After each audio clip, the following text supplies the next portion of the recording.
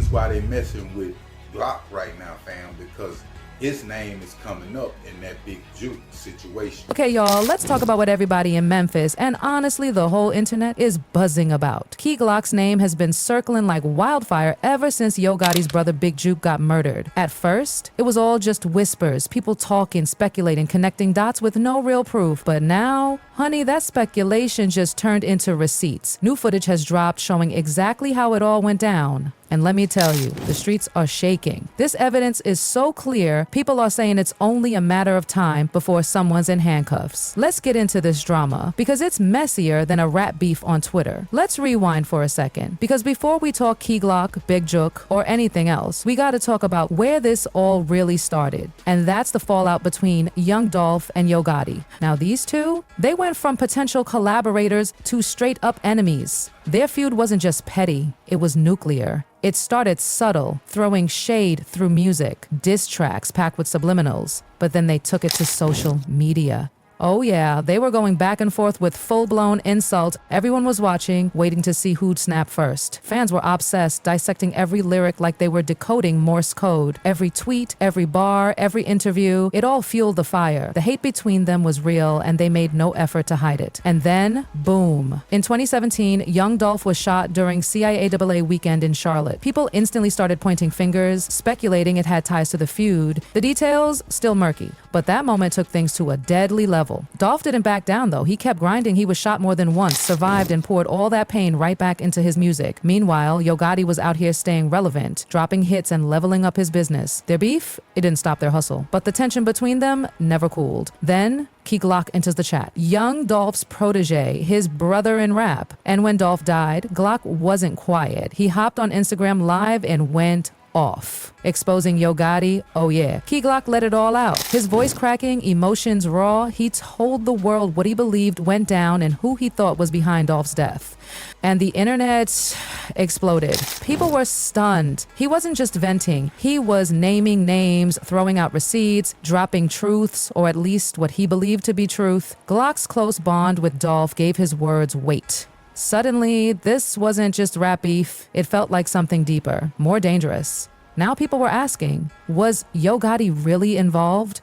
Was Dolph's death part of something bigger? Glock's accusations brought the entire feud roaring back to the forefront. Then came the shock of all shocks. Big Juke, Yo Gotti's own brother, was murdered. And y'all, the details are straight out of a movie. It started when Big Juke made the bold, and some say foolish, decision to return to Memphis. Yeah, Memphis. A city soaked in tension, with alliances constantly shifting. It wasn't just risky, it was dangerous. And people warned him. His own mother had a feeling. She begged him not to go back. But Juke, he was determined. He felt untouchable, like nothing could happen to him. That confidence, it cost him. That night, he was at the Perny Restaurant and Event Center.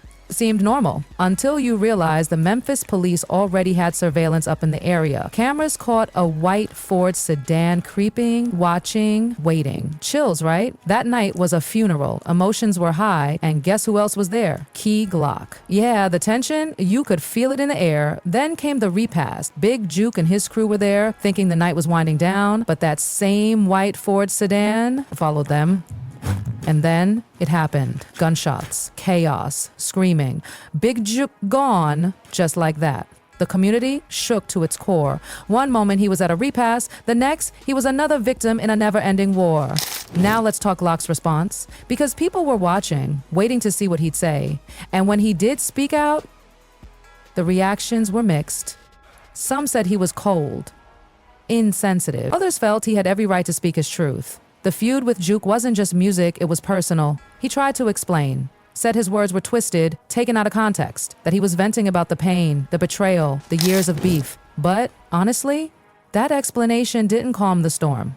Fans were hurt. The city was grieving. And Glock, he was in the hot seat. Social media went wild. People dissecting every tweet, every post. Was he involved? Was it karma? Was it just bad timing? Meanwhile, Memphis PD was digging into surveillance. That white Ford sedan, it gave them leads. Soon, arrests were made. Suspects tied to rival rap crews. And the plot thickened. So now, the city's reeling. The hip-hop world is mourning Big Juke. Fans, artists, everybody's lighting up social media with tributes and tears. But Key Glock, he's still catching heat. His beef with Juke wasn't a secret. People start pointing fingers. Was it connected? Was he just in the wrong place at the wrong time? The speculation goes wild. To cool the flames, Glock jumps on social media again, tries to explain it all, says it wasn't what people thought, that his comments weren't meant to disrespect the dead. But let's be real, when emotions are this raw, explanations barely land. And the backlash, still strong. People were divided. Some defended him, saying he's grieving too. Let the man speak. Others were furious. You can't just talk like that after someone dies. This wasn't just about rap anymore.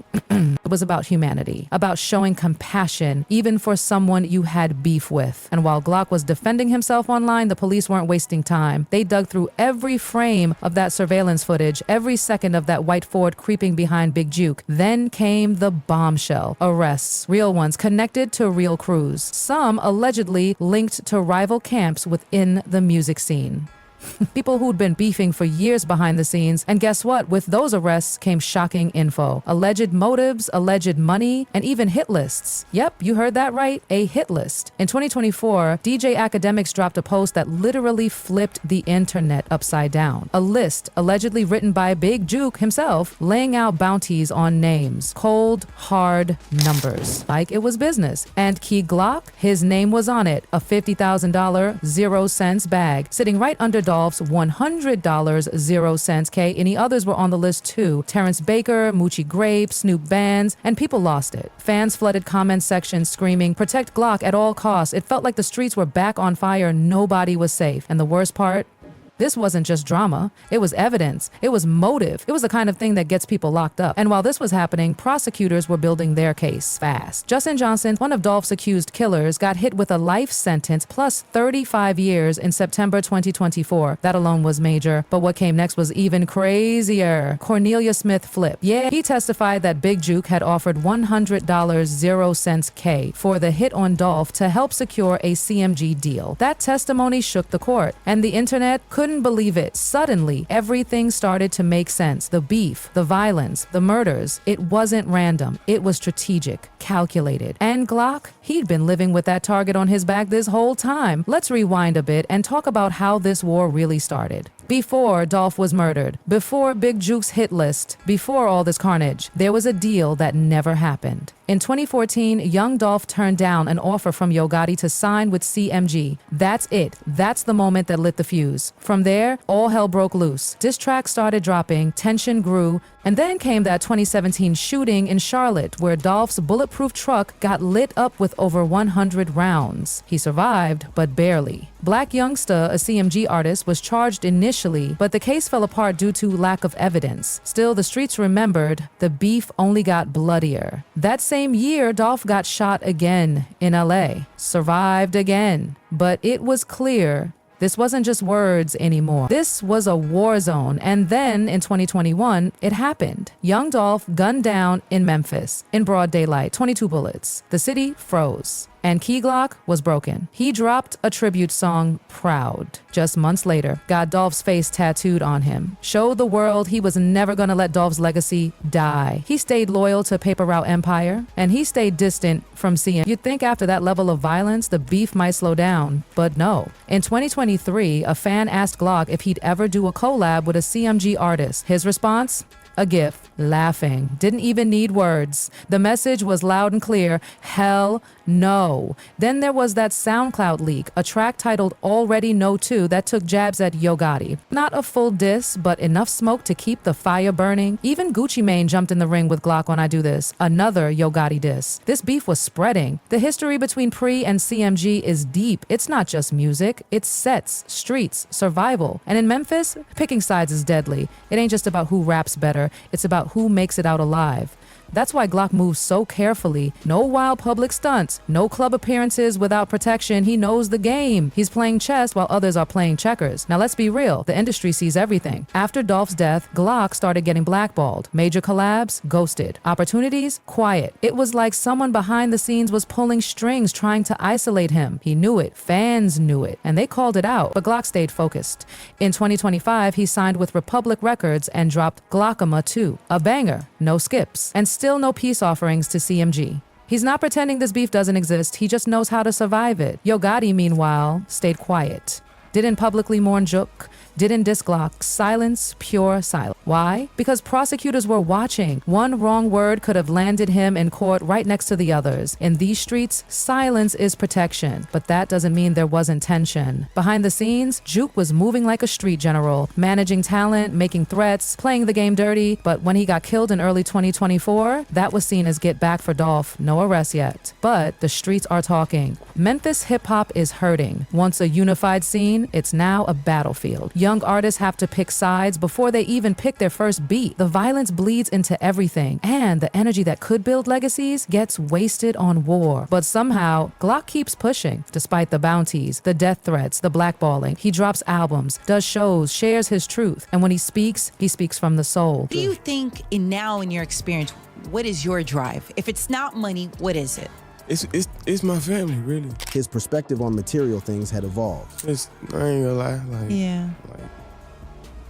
that's all I really care about. I don't care about materials and stuff. No. He understands the game, the roles people play, the lines that can't be crossed. Only makes sense, so that just caused a lot of favoritism, jealousy. It's hard to balance. Yeah. He's learned how to adapt, how to succeed even when the odds are stacked against him. Say smaller but stronger. I say stronger because it's already a selected few anyway. Dolph's murder may have had a legal resolution, but not a real one. Justice was served on paper, but the pain still raw. Named it Glockaville based on because of Tupac's Machiavelli. Yeah. But a lot of people don't know Tupac got Machiavelli from Machiavelli. He explained the deeper meaning. It's a book. Right. You know what I'm saying? The By Prince. Yeah. That's right. For sure. And like what Machiavelli represented, it was like vengeance with like death or whatever. But Pac really didn't just represent that all the way. Glock's tribute to Tupac runs deep. He's not just inspired by Pac's music. He sees himself in that legacy. When how they display Pac now, sometimes in ways you just think it's just all thug life, just to you know what I'm saying, just straight thug. But if you look more into him and, you know what I'm saying, just read about him, you'll know what he represented and what he stood for and how smart. The songs he loves, they echo his life, his struggles, his losses. So misunderstood. And I am too. So that's really what it is. What do you think people get wrong about you? What's misunderstood about you? Everybody think I'm like cocky or mean or just like a little hothead because I don't. Just like Dolph, just like Pac. Independent kings, resilient, but ultimately hunted. That's probably what got me that's probably the song I think that, now that I think about it, just got me more attached to him. The absence of his mother shaped him. My mama left, well, she didn't leave me. She went to jail for 16 years when I was only 13 months. And she didn't get out to my senior. And Glock, he questions the values of the streets. So, like that song, when I found out about this song, like it just stuck with me all the way until now. Wow. Yeah, so Dear Mama for sure. Against the World. That's a classic. Come on. Brenda's Got a Baby. Just because of the story on it. So somebody had posted, I don't care what anybody says, being financially stable eliminates 95% of your stress. And then you responded by saying, don't believe this. He knows money doesn't equal happiness. He helps others not to flex, but because it's who he is. Yeah. Nothing you can buy this, you're gonna be happy every day for life with nothing else that's gonna bother you. Yeah. So, yeah. Have you seen that in your experience where you've seen somebody who's got a lot of money, but they're just not? I was like that at a point in time. You know why I think hearing that is important? Because sometimes we're so focused on money and like, I'm going to go get the money. But then that void is still there. My people out of financial situations, like because the people that I do stuff like that for, like I literally grew up with nothing around. So I know how it is and I know how it feels. To him, success is surviving, thriving, elevating the people around him. He doesn't take shortcuts. That's Dolph's legacy in him. Memphis is still healing, still hurting, still trying to find peace in a war that's claimed too many lives. But maybe, just maybe, there's still hope. Until then, the war goes on, and the city's hip-hop legacy, it hangs in the balance.